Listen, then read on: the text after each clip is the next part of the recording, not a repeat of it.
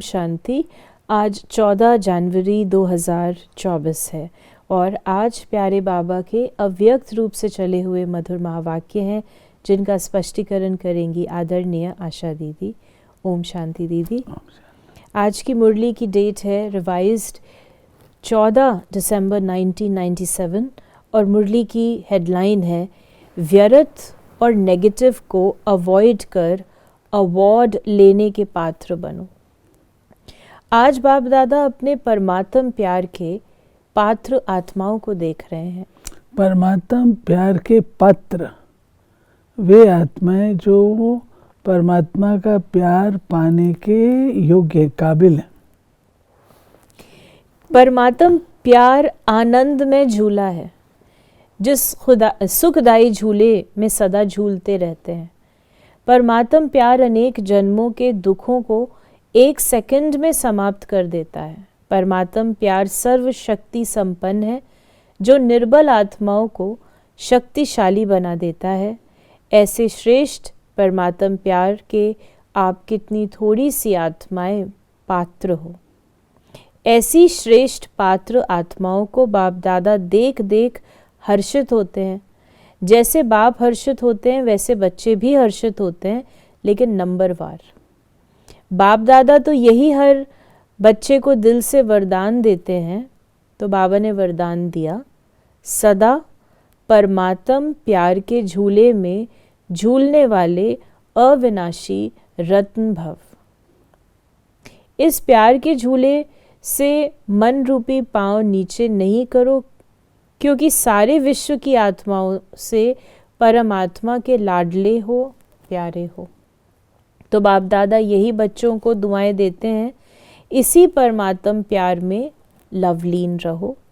ऐसे लवलीन आत्माओं के पास कोई भी परिस्थिति व माया की हलचल आ नहीं सकती।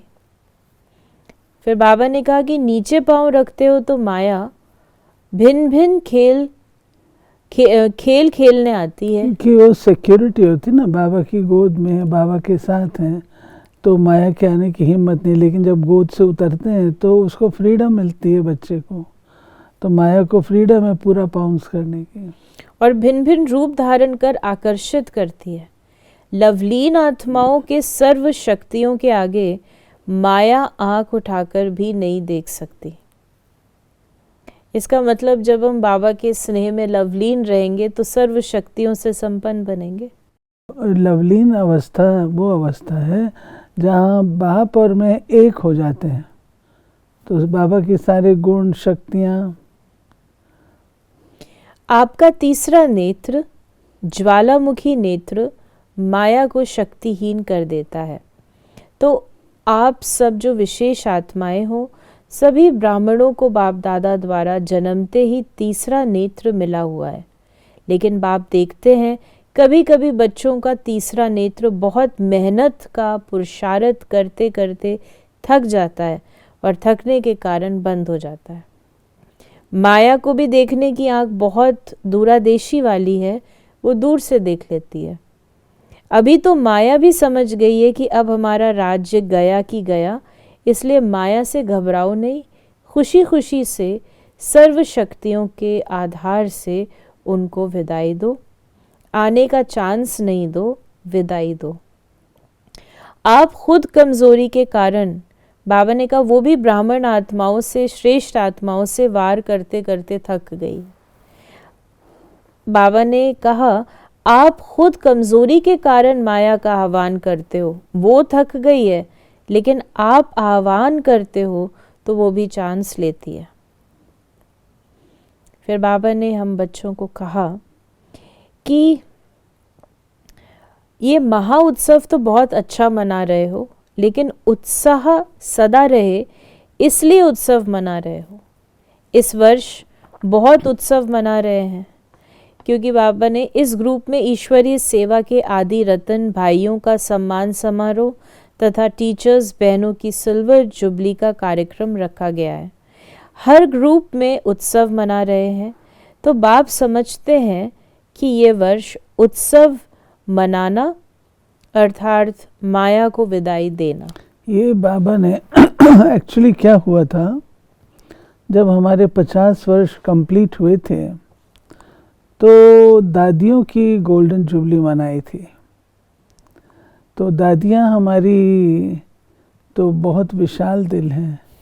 उन्होंने कहा कि हमारी मनाही है, लेकिन वे रत्न जिन्होंने सेवा में सहयोग दिया उनकी भी होनी चाहिए। तो उस समय फिर उन दीदियों की जिनकी समीपता की 50, जब उनके 50 ईयर्स हुए तो उनकी भी मनाई गई।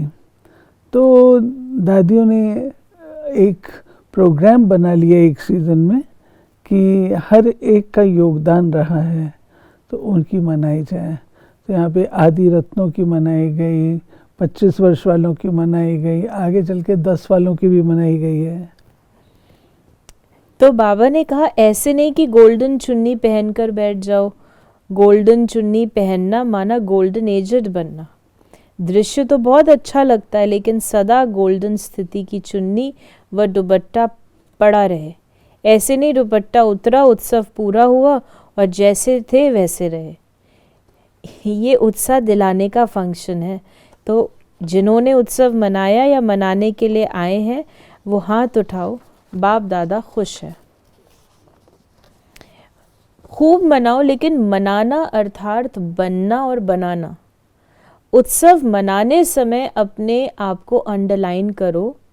तो बाबा ने अंडरलाइन करवाया, सदा याद और सेवा के उत्साह में रहने वाली आत्मा हो।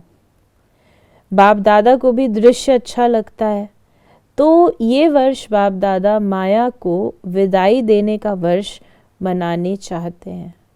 तो ऐसा उत्सव मनाएंगे ना।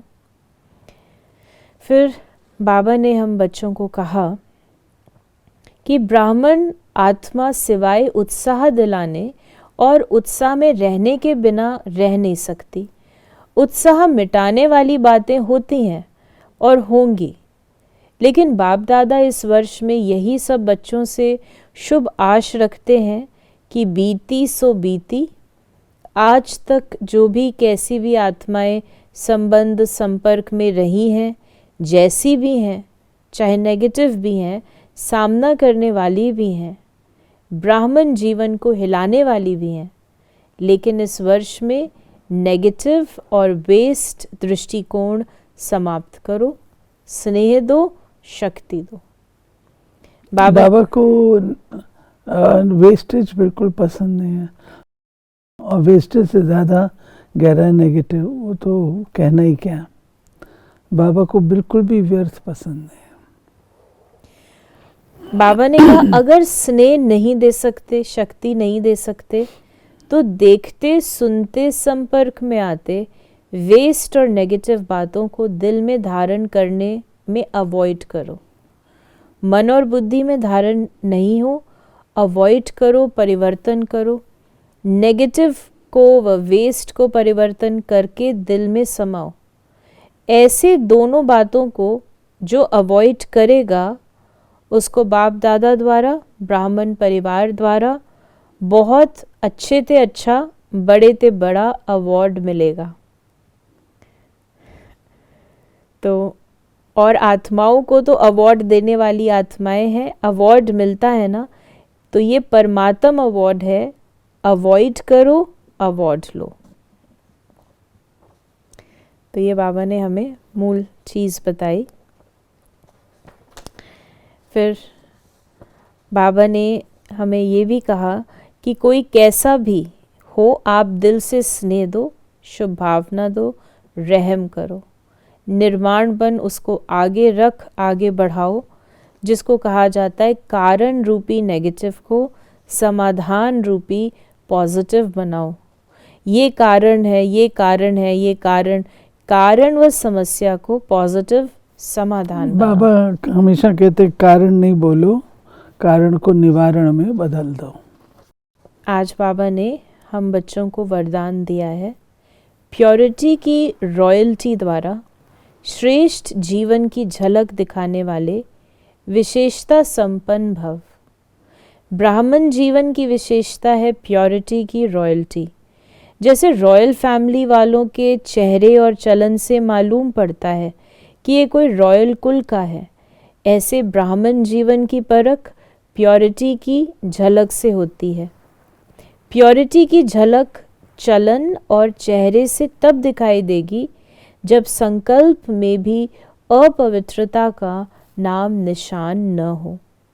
पवित्रता सिर्फ ब्रह्मचर्य व्रत नहीं, लेकिन किसी भी विकार अर्थात अशुद्धि का प्रभाव न हो, तब कहेंगे विशेषता संपन्न ब्राह्मण आत्मा। और स्लोगन है, जो स्व का दर्शन करते हैं वही सदा प्रसन्नचित्त सर्व प्राप्ति के अधिकारी रहते हैं। कितनी अच्छी बात है कि स्व का दर्शन करने वाले ही सर्व प्राप्ति के अधिकारी, क्योंकि उनको ज्ञान रहता है, पता रहता है कि मेरी ये प्लस है तो ये माइनस है, तो उस पर पुरुषार्थ करते हैं, इसलिए सर्व प्राप्तियाँ उनको होती हैं। तो ये थे प्यारे बाबा के आज के मधुर महावाक्यों का स्पष्टीकरण। यदि आपके मन में कोई प्रश्न है तो आप उन्हें व्हाट्सएप कर सकते हैं 8826599309 पर, और इन प्रश्नों को हम प्रश्नोत्तरी कार्यक्रम में लेने का प्रयास अवश्य करेंगे। ओम शांति।